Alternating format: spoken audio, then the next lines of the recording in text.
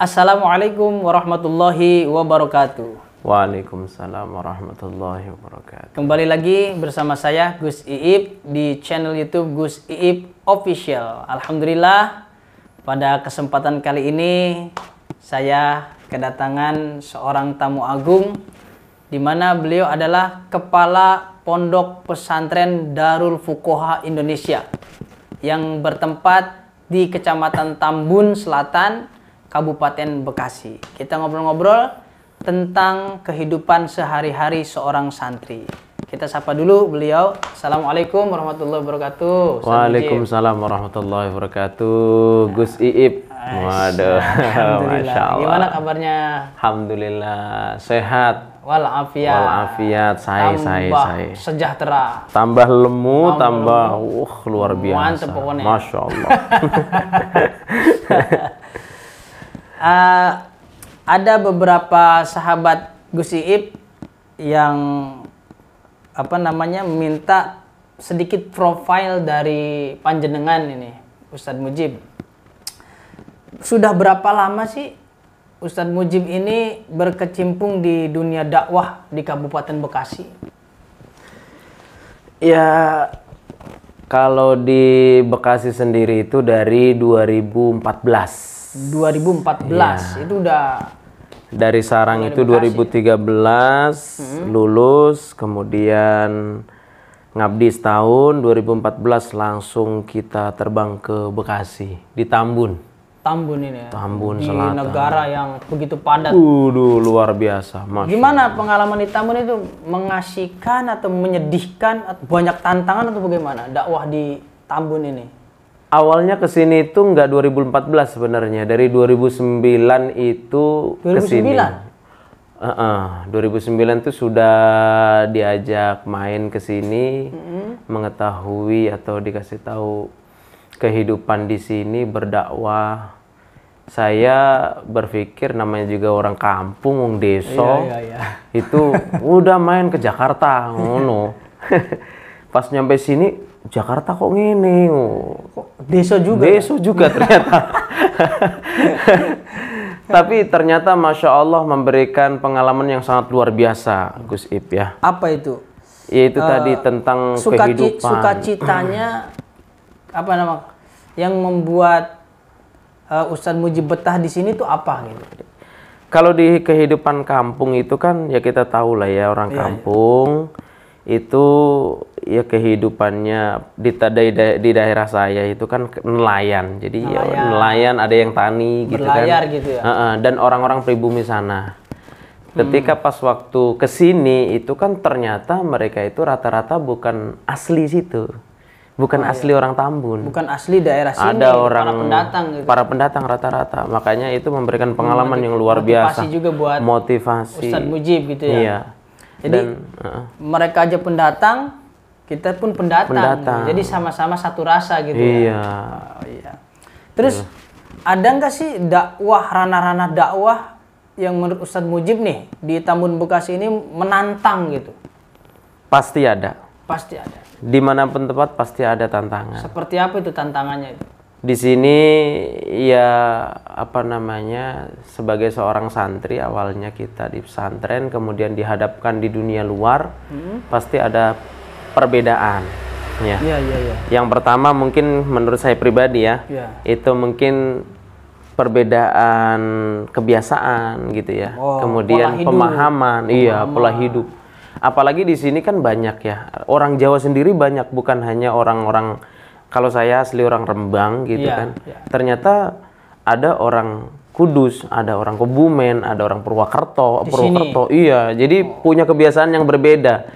Dan disatukan di tempat, di satu perumahan, akhirnya kita alhamdulillah saling membaur. Kemudian berbeda pemahaman itu sudah pasti ya. Pasti. Di Bekasi berarti gudangnya. Tantangannya itu adalah manhaj. Nah, manhaj seperti itu. Tapi tidak jadi masalah kan sampai Tidak jadi masalah, alhamdulillah. Jadi malahan kita banyak sahabat-sahabat yang mereka itu berbeda pemahaman, beda manhaj dengan kita, tapi alhamdulillah kita tetap aman-aman saja ya. Jalan ketika ketemu ya say hello, assalamualaikum, waalaikumsalam. Mantap itu. Kurang lebihnya seperti itu Gus Iip. Iya. Dari 2009 sudah bolak-balik ke Bekasi. Iya. Tapi menetap itu tahun berapa tuh? 2014. 2014 baru menetap mengajamkan ingin ikut berdakwah di Bekasi. Luar biasa. Dan sekarang sampai Anda ini menjadi kepala pondok Darul Fuqaha Indonesia.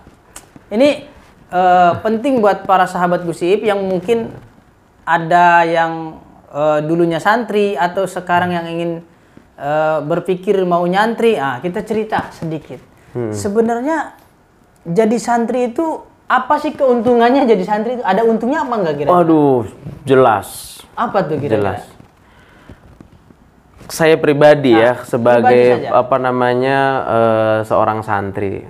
Saya tidak pernah menyebut saya itu sekarang itu sebagai ustadz atau mantan santri. Sampai sekarang pun saya juga santri daripada kiai-kiai, guru-guru saya gitu ya. Masya Allah, luar biasa. Yang saya rasakan menjadi seorang santri itu pengalaman yang luar biasa, terutama pengalaman hidup, kemudian agama ya. Kita mendapatkan ilmu yang luar biasa dari guru-guru kita. Mahal itu ya ilmu ya? Mahal, pasti mahal. Terutama ilmu hal. Banyak sekali ilmu hal itu tingkah laku atau perilaku daripada kiai yang sangat yang bisa kita tiru gitu. Inspirasi. Tauladan. Tauladan. Kalau misalkan kita tahu sendiri bahwasannya misalkan Rasulullah adalah suri tauladan terbaik. Iya. Itu mungkin itu jelas sekali, jauh. Dan kita nggak pernah melihat. Nah, dari guru-guru kita saja sudah memberikan contoh yang luar biasa. Kiai-kiai yang ada di sarang termasuk Al-Maghfurlah. Keuntungannya menjadi santri itu dapat melihat suri tauladannya secara langsung. Nah, bahkan setiap hari itu. Setiap hari. Sehingga kita bisa lambat laun tertular dengan keteladanan beliau-beliau gitu ya. Luar biasa. Karena itu sudah mendarah daging lah ya. Jadi, sudah menjadi kebiasaan. Jadi kita itu jalaran soko kulino lek coro Jawane. Jadi begitu terbiasa. Sudah terbiasa. Akhirnya bahasa apa tadi? Bahasa Jawa. Meskipun sudah cukup lama di Bekasi, jangan sampai menghilangkan bahasa kampung. Iya jelas. Karena orang yang melupakan tanah kelahirannya dia durhaka. Duroko. Ngeri. Waduh. Sama seperti melupakan orang tuanya. Masya Allah. Seperti itu Gus. Jadi kehidupan santri ini menurut pengalaman Ustadz Mujib sendiri, kita bisa bersinggungan dengan kiai secara langsung. Betul. Melihat suri tauladannya. Betul. Sehingga walaupun kita tidak mendapatkan wejangan umpama nih, tapi kita seenggaknya sudah melihat bagaimana beliau hidup, bagaimana beliau beribadah, bagaimana beliau mengaplikasikan ajaran-ajaran Rasulullah dalam kehidupan sehari-hari. Betul sekali. Dan itu melekat sampai sekarang. Ketika di masyarakat pun contoh-contoh beliau itu masih terngiang di dalam pikiran, dalam hati, bahkan dalam beliau gitu. Perilaku kita masing-masing sebagai santri, beliau kiai-kiai kita. Itu masuknya dalam kategori keberkahan berarti Ustaz ya? Barokah. Iya. Luar biasa. Jadi al-barokah bil khidmah. Al-barokah. Al-ilmu bitta'allum wal barokah bil khidmah. Al-ilmu bitta'allum wal barokah bil khidmah. Apa itu? Sedikit aja. Al-ilmu, kalau kita kepengen duwe ngilmu yo ngaji, belajar. Nggih. Ya. Ini Jawa kan Jawa. Sampean kok nggih. Iya. Ya. Kalau kita ingin mendapatkan ilmu ya dengan ngaji. Dengan belajar gitu loh. Dengan bersentuhan langsung dengan kiai kita. Iya. Gitu loh, ngaji. Ngunduh kaweru. Ngunduh kaweru. Wih, mantep lagi tuh bahasa. Apa lagi? Wal barokah bil khidmah. Nek kepengen mendapatkan keberkahan ya dengan khidmah dengan kiai. Artinya khidmah itu ya menjadi pelayannya kiai, menjadi pelayannya umat. Kalau apalagi kita berada di tengah-tengah masyarakat, ya kita mau melayani mereka gitu loh. Seperti itulah. Itu dua hal tersebut dalam diri santri, boleh nggak milih salah satunya? Saya mah pengen al-ilmu saja, ingin mendapatkan ilmu saja. Tapi nggak begitu ingin barokah gitu. Atau saya mah hanya ingin berkahnya saja gitu. Nggak pengen ilmu, biarinlah ilmu mah sedikit saja yang penting barokah, atau dua-duanya mestinya harus ada dalam diri santri? Harus ada. Harus ada. Harus ada. Nggak bisa kita milih salah satu. Ya, sekarang berilmu mungkin orang kadang-kadang, oh saya ngaji aja, nggak usah khidmah. Ngapain saya khidmah? Justru dengan khidmah itu kita bisa mencontoh. Gitu ya. Salah satu. Misalkan kita khidmah dengan kiai, akhirnya kita bisa mencontoh perilakunya beliau, ucapan beliau gitu ya.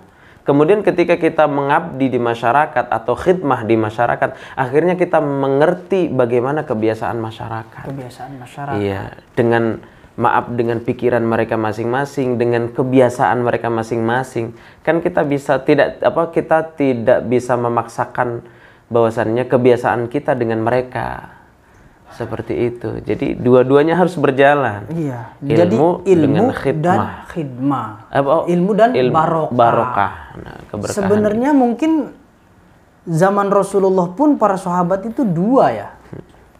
Ilmu dan barokah. Barokah. Ta'allum wal khidmah. Seperti Abu Hurairah. Beliau ngunduh kaweruh taklim bersama Rasulullah, beliau pula yang membawakan sandalnya Rasulullah. Seperti itu mungkin contohnya bisa. Kurang lebihnya seperti itu.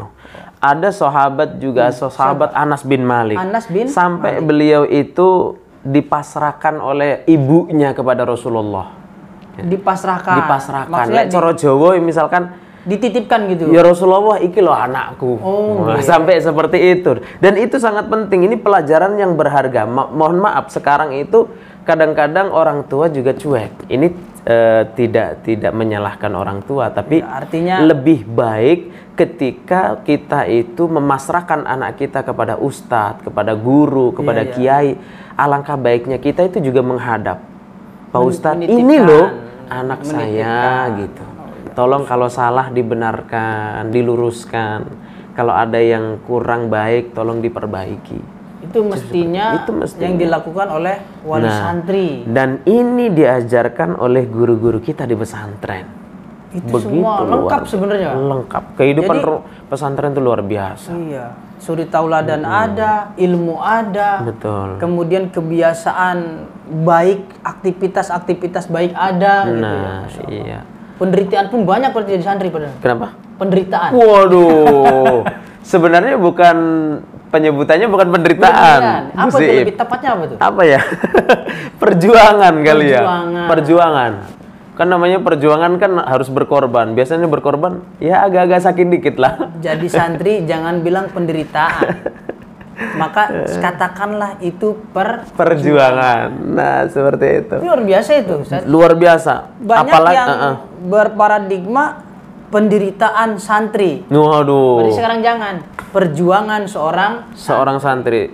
Ada juga bahasa begini. Penjara suci. Aduh, kurang setuju saya sebenarnya. Tepatnya apa tuh? Kuil suci.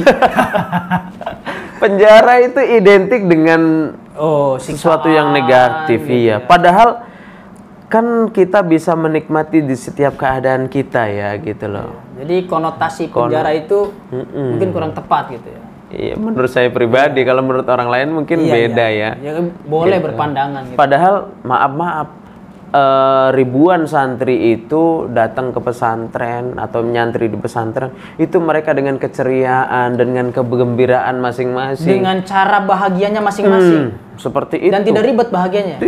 Apa tuh kira-kira? Cangkruk, ngopi sampai malam, kadang-kadang sampai debatnya itu dibawa ke ngopi, kan luar biasa Gus Iip. Itu kenikmatan yang luar biasa. Kadang awalnya ketika pas waktu saya nyantri itu aneh ya ngelihat, masa ngopi gitu ya, bahkan ada yang ngudut. Itu mereka bawa kitab, bahas kitab, kok Masya Allah luar biasa.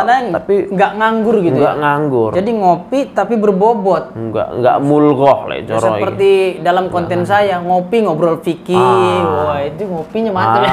Ajib itu, mantap. Ya, itu luar biasa sekali Ustaz Mujib. Kita bisa petik bahwa begitu mulianya kehidupan seorang santri ya. Betul. Dengan ta'alum, dengan khidmah. Khidmah itu. Ya Allah ya Rabb. Nah, ini apa sih kebiasaan seorang santri dari bangun tidur sampai tidur lagi? Dulu waktu mondok maksudnya. Ustadz Mujib tuh kebiasaannya apa dari bangun tidur sampai tidur lagi? Aktivitasnya apa? Aktivitas, ya kebetulan saya terlahir di daerah laut, kemudian masuk ke sarang, sama juga daerah laut juga. Jadi menyesuaikannya nggak banyak, apa namanya nggak. Jadi tidak banyak adaptasi gitu karena sudah orang sana ya gitu loh. Iya. Tapi alhamdulillah kegiatan pesantren itu sama dengan kegiatan saya sehari-hari, cuman lebih banyak di ngaji. Ngaji aja gitu. Ketika di pesantren itu bangun tidur, kemudian kita ngantri mandi. Ada yang ngantri mandi, ada yang ngantri wudhu. Tahu sendiri ya pesantren sarang dulu. Iya. 20 tahun yang lalu mungkin atau 15 tahun yang lalu itu masih waduh luar biasa ya ngantri. Mungkin ngantri itu sebenarnya pendidikan. Makanya kalau orang sekarang itu bahasanya budayakan ngantri. Santri sudah diajarkan ngantri, Gus Iip. Mandi, ngantri. Ngambil nasi, ngantri. Mau wudhu, ngantri. Jadi dididik sabar. Dididik kudu sabar. Jadi ngenteni gilirane. Iya. Jadi bangun tidur itu ambil air wudhu, kemudian sholat subuh, jamaah, zikir. Habis itu kemudian ngaji di posnya masing-masing sesuai dengan kelasnya masing-masing, ngaji Quran. Kemudian setelah itu ada ngaji di aula ya, ngaji kiai ya. Jamiah kubro gitu ya. Jamiah kubro atau kemudian ngaji setelah itu ada yang ada yang sarapan, ada yang santai, ada yang buka-buka kitab, ada yang ngapalin nadoman. Setelah itu ya seperti biasa sekolah. Berarti itu setiap hari isinya adalah ilmu. Ilmu. Ngeri ya.